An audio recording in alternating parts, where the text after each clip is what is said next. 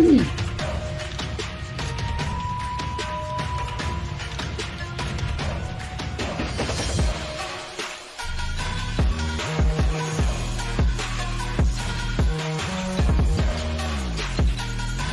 everyone, and welcome back to yet another cracking edition of The Matt Brown Show. This is the Secrets of Fail series, where we're talking to successful CEOs all about their epic failures in business and all the great things that they have learned from their failing hard.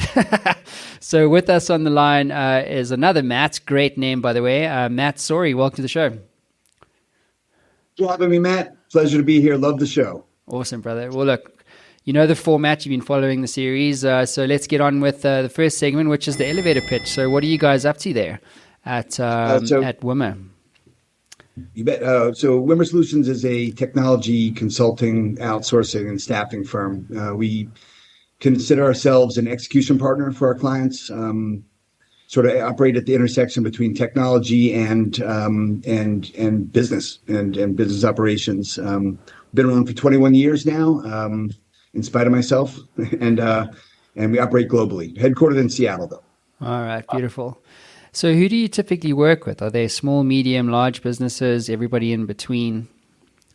Everybody in between. You know, we've got some enterprise clients that are very much household names, Fortune 5 companies, all the way down to startups, and we just like to work with clients that have good ideas and good sense of integrity, and those who are looking to, do the right things and treat people the right way is probably our biggest filter. And that goes from the enterprise clients that I mentioned to the ones with startup mode and good ideas.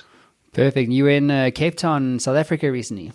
I was there for a conference for the EO Entrepreneurs Organization, GLC, and then also got a really tolerant wife. She allowed us to finally do our honeymoon right after that. And so I really enjoyed your hometown, from Camps Bay to downtown Cape Town. And then we went up to Sabi Sands to Landalozi to do a safari. And it was awesome. Oh, amazing, man. And congrats on the honeymoon, brother. Thank well, you. Look, let's get on with the meat and the potatoes. What is your story of fail for our audience around the world today, Matt? You bet. Well, like a number of your other guests have mentioned, it's tough to only pick one. There's been so many, and I think that's really helped define us, define me, and give me a lot of resilience. But I think the one that comes to mind was very much an unintentional failure, and one that I did not realize that I had made. I was so focused on running a company and get it up and going, and doing something that I call deputizing the capable. So really, just like it sounds, tapping the people who are right to be able to, make decisions and let them grow. And I thought I did a great job about that, I thought. And then what happened to me, and it was July of 2021, I was actually down in our Dallas office, and I won't get into all the gory details of it, but I had a really serious, out of the blue, wacky health thing happened to me. And I wound up spending 2 months, 5 days, and 13 hours at Baylor Scott White Hospital in Grapevine, Texas. And, and this is during COVID. And then when I was able to go home, I had to be sequestered to bed rest for another about 4 months. So all up, I was out of the business for 6 months. And during that time, I really wasn't too worried about what was going on. I was worried about my health and getting better. And by the way, complete recovery. So that's great. But when I came back to see my company thriving, and we're an S Corp. I don't have any partners. But what I do have is some committed, diligent, loyal people. And I came back to find that they had grown capabilities, in terms of specific offerings, really bolstered some things around our data and analytics practice. They'd gone on a tear in terms of hiring some great people, and they'd grown revenue. And I think it's really hard to do all three of those things in a 6-month period. So the first thing I did is say thank you. And I'm never going to tell you how to do your job. But if you have time to explain to me how you have accomplished such things, please do. But it definitely started with thank you. And, so, they really did all of those things, and it was unbelievable. I think I was so focused on building up the business, and I thought I was giving enough authority to my people, but, I hope this doesn't get into the learning part excessively yet, but what I realized that a lot to learn about what that truly means to deputize the capable, and to give people the charter that lets them go and lets them grow and lets them be creative, you know. Yeah, beautiful, man. Well, let's get into some of the lessons. Like, what did you learn from that experience? It's quite an interesting story, that, isn't it? It's kind of like you almost had to get out of your own way so that the thing could become what you always intended it to be. You know what I mean? And it took a health scare for that to become a reality. And what I'm hearing is something I've heard before. I just basically believe it. Like, life's always happening for you, not to you. You know, it's because if you hadn't had that experience, well, then you wouldn't have the perspective that you have now. In so many ways, but you know, in terms of just living and life and empathy and all of that. But yes, in terms of business and leadership, for sure.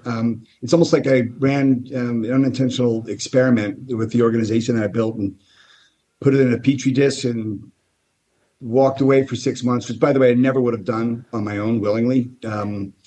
And see what happened. It's just fascinating how it turned out, you know, and, you know, by giving the team more, unintentionally, albeit, more space to innovate and run it without me being in the way. They came up with all kinds of different innovations and processes and schemes that I hadn't thought about. And it's because they had to, you know, and they just locked arms. And, you know, if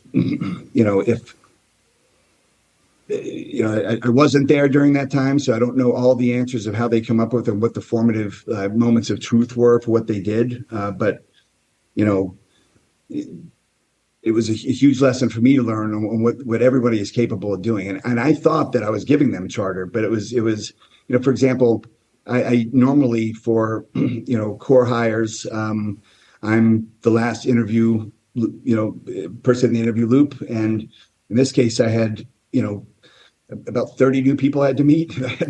You know, never met them before, and I just think it was great to not be in the way, and it just showed me how much other people are capable of doing, and to really fully give them the charter, give them you know everything they need to do it, and then get out of the way and let them do it. You know, and it was never my intent before was never to be meddling in the business and being over them. It's just that. You know, I'm the founder of the company. I've been here since the beginning. It's my baby. I've named the company after my grandfather. The name came from his name was Llewellyn Wimmer, and he'd been gone for 10 years when I started it. And it was going to be a temporary name, but I noticed how it made me feel because he's got a different last name than me, you know, to honor him and to hold me to a higher standard than you see. So it's very much been my baby. So I've naturally been involved with it, and I obsess sometimes over it. And really, there's something to be learned about how. If I go back in time, give people more ownership of the business earlier, and to let them go, let your horses run, you know, and let them fail, let them be on your show sometime, you know, and I think there's something that would have been hard to do that before, and so it had to be taken from my almost cold dead hands. Yeah, well, Matt, it's culture, right? And that came from you, like, you know what I'm saying? Like there's obviously the perspective that you had, but before your health scare, you had created that culture, right? And so they just ran with it, and that's credit to you. Well, thanks. I give them a lot of credit. I was humbled, really. Before, when I came back, I was like, "What have you guys done?" Like, and the first thing I said literally is just thank you. You know, when I first faced the leadership team, and I believe that they carried on that culture and grew it, and they. You know, with me being out, they're able to put their own spins on it, which I think is great, and to celebrate the way that we're different instead of making us try to be the same. Mm-hmm. We're not the same, you know, but we have the same core values and principles, and those things come through, and hopefully it continues to happen that way. Mm-hmm. Awesome. So, Maddie, let's go back in time. What would you, if you could get into the Matt Brown Show time machine and kind of go back in time, would you do anything differently? Well, I certainly would, you know, give more charter earlier to people. I think, you know, I'm almost grateful now for the way that worked. I'm grateful for that health scare for so many different reasons, because when you almost lose everything, including your life, and then you almost get a window to see, you know, this what's out there, and a whole different level of gratitude. But I would be better at being, you know, being specific, but also giving charter and letting people do things the way they wanted to do them. And in other words, instead of asking someone to mop the floor, just making it say that the floor needs to be clean. Doesn't matter how you do it. And we don't clean floors, but it's just an analogy. Yeah, we got that. We got that one. So it's funny, like the entrepreneur health thing, I'm super passionate about that. It's probably like the one thing we don't talk about because we like to talk about product, innovation, revenue, EBITDA, but there's people there and you're the guy and I'm the guy and everyone listening to us running their own shops are also him or her, you know what I mean? And the health issue is a thing that I don't think we actually talk about enough. You know what I'm saying? Both mental health, I think, is an important thing. And I think through COVID, you've seen, I was worried for a long time, still am, how that is going to play out long term for people.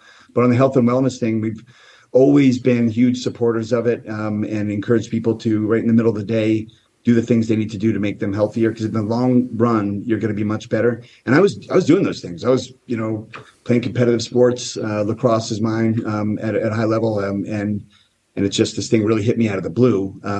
But looking back, there's also some things that I could have paid better attention to my body and known about some of these things coming. I just ignored signs and just push on, let's go. Mm-hmm. And so I couldn't agree with you more about that.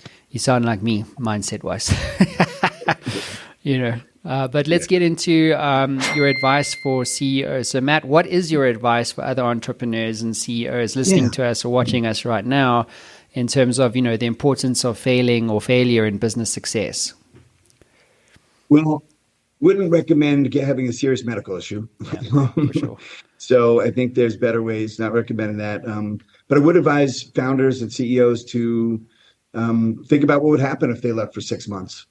What would it look like, and realize that the world does not revolve around you. And it certainly didn't revolve around me. My team, the women and men on my team came in and crushed it. And I also advise to think about, how would your organization turn out if you did leave in that time? What would you be concerned with? And I also think there's, answering sort of both questions, the time machine one, as well as what I'd recommend and advice, maybe to try some smaller, more controlled, almost experiments in the organization, maybe give more ownership to certain sections of the business one at a time and see how it runs if you're completely hands off, see what happens with that, play with that a little bit. Maybe even try and just leaving completely, checking out for 2 weeks, which they took my phone away in the hospital. I didn't have it, but it took, I think this last trip on my honeymoon was probably the first time that I really put it away. It's hard. And I know that, but I would have tried to do that a little bit more just to see how it works and to see who did what. Because I think if you're only gone a week and disconnect a week, I think people will wait for you to come back to solve it. But if it's more than 2 weeks, they're just gonna solve it, and so I do that. I think once you obtain the humility of knowing that you don't have all the answers and that maybe some other people do, then it becomes easier and easier to realize that maybe you did hire some capable people that are superstars. And what's really great is to be able to watch some of the people who stepped up really come out in a way. They seemed like different people than when I left. And they told me before I left and before this happened, and it happened very suddenly, they love being part of the team, love working here.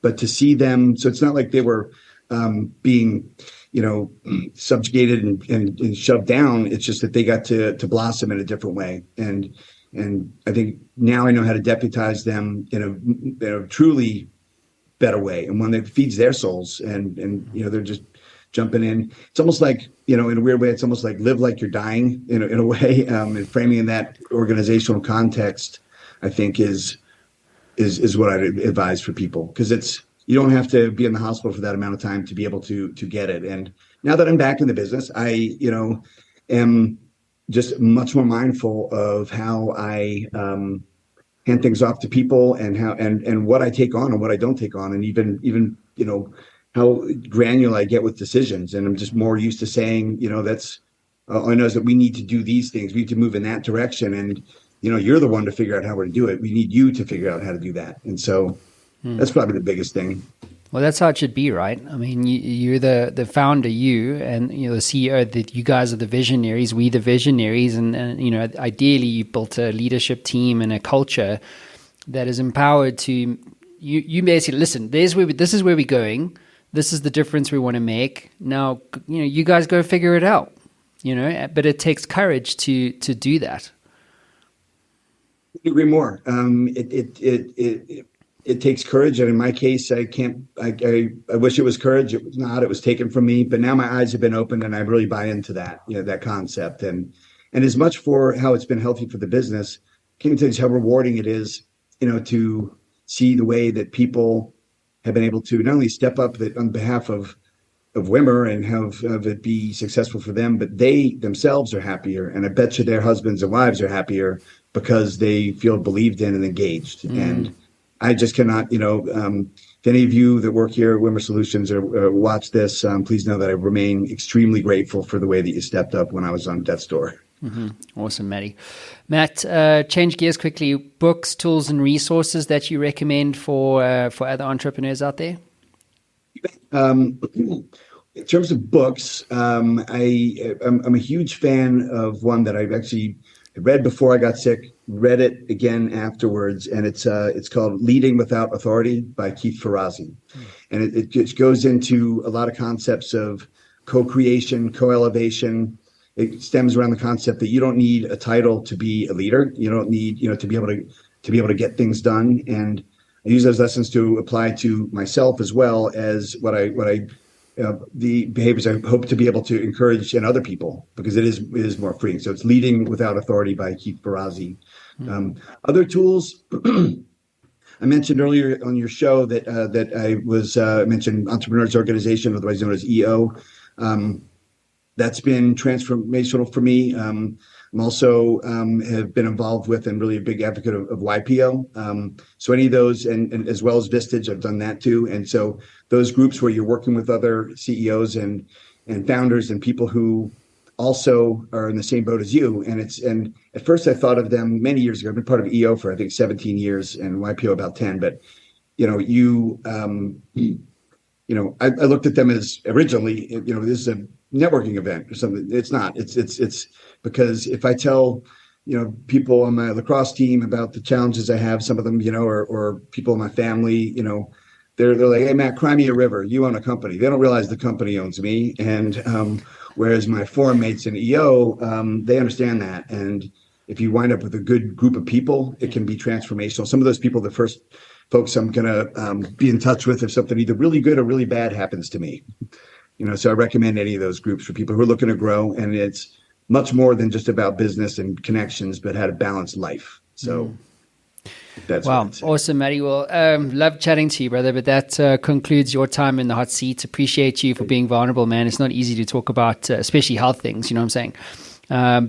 But you did that. And just to maybe if I could maybe reframe the conversation, but I believe you've been given a gift, this gift of perspective.